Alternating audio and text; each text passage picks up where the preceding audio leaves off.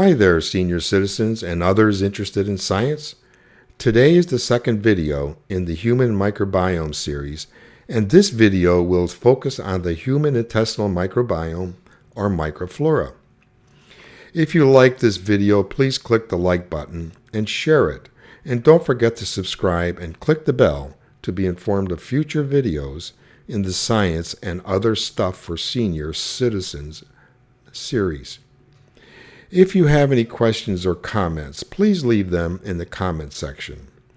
And if there are specific questions on any science topic or any other topic you'd like me to cover, please leave your request in the comment section.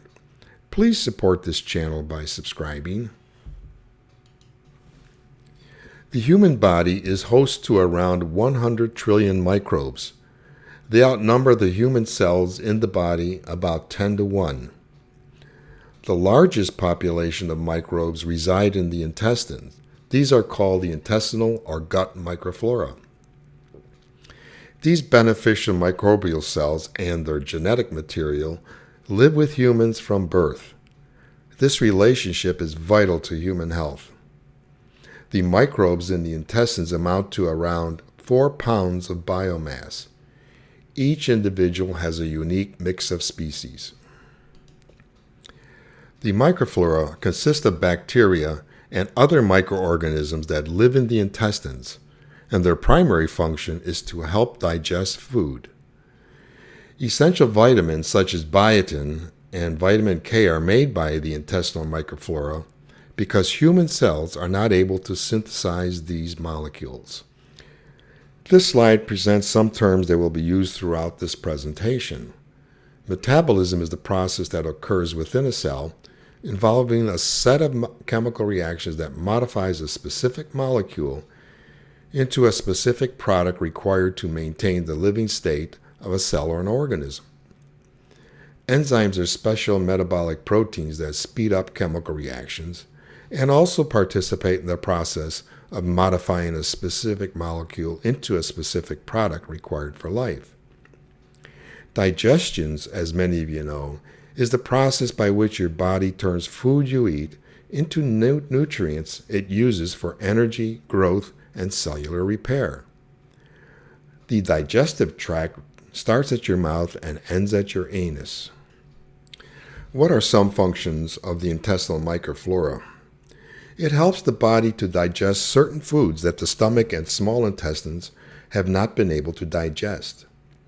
It helps with the production of some vitamins we cannot produce ourselves. It helps us combat aggression from other microorganisms, such as disease-causing pathogens. And the microflora provides a community of beneficial bacteria necessary for healthy intestinal function. It is also responsible for the metabolism of foreign chemicals or xenobiotics ingested with food to non-toxic end products. Some of these xenobiotics are pesticides, insecticides, and carcinogens. This slide presents a cartoon of the intestinal microflora. There are greater than 500 different species that occupy the intestines. In the stomach, we see lactobacilli, and also you can see that this is a very small number in relative to the total number of microorganisms that exist in the microflora. In the early intestine, there's also streptococci and lactobacilli. And most of the bacteria reside in the lower small intestine and in the large intestine. And these include enterobacteria, Enterococcus, Faecalis, Bacteroides, Bifidobacteria, Peptococcus, Peptostreptococcus, Ruminococcus, Clostridium, and Lactobacilli. Some of the food breakdown products are amino acids, the building blocks of digested proteins. In this slide, tryptophan, one of the more than 20 amino acids that make up proteins, is further metabolized in the intestines by specific species of Clostridium, Lactobacilli, and tryptophanase-expressing bacteria. The products of these metabolic systems can then function as neuroprotectants or may affect gut immune cells, and in some instances cause adverse events, such as being associated with vascular and kidney disease. This slide presents some examples of gut microflora xenobiotic or foreign chemical metabolism. Here we see 3 examples of chemicals that enter the body either as constituents of the food we eat, or as industrial chemicals or pollutants in our environment, or as contaminants of food, or as pharmaceuticals we ingest to help prevent disease or maintain normal physiology. These chemicals usually enter the liver via the blood, and upon entering the digestive apparatus, may be further metabolized by the gut microflora. Some of these metabolic products could increase the risk of certain diseases such as diabetes 2, or as chemical reactants that become available for further chemical or enzymatic conversion. In the case of some industrial chemicals or pollutants, they are further metabolized to toxic metabolites. In some instances, these toxic molecules can induce neural, respiratory, or in some cases, may react with DNA to mutate normal genes to ones that are abnormal and result in the induction of cancer. Additionally, many of the pharmaceuticals that we ingest do not have efficacy as the parent molecule, so they require metabolism by the microflora to a chemical useful for preventing disease in the individual. What can upset the balance required for a healthy gut microflora?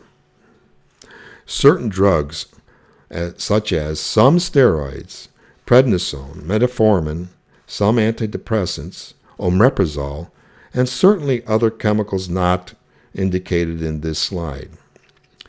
Usually, when physicians prescribe these drugs, they suggest that the patient also take a probiotic. Probiotics are live microorganisms that may provide health benefits when consumed to improve or restore the gut microflora. Antibiotics are chemicals taken to destroy pathogens or disease-causing bacteria. However, they are not that specific, so they are also destroying or killing good bacteria and may upset the required microflora balance.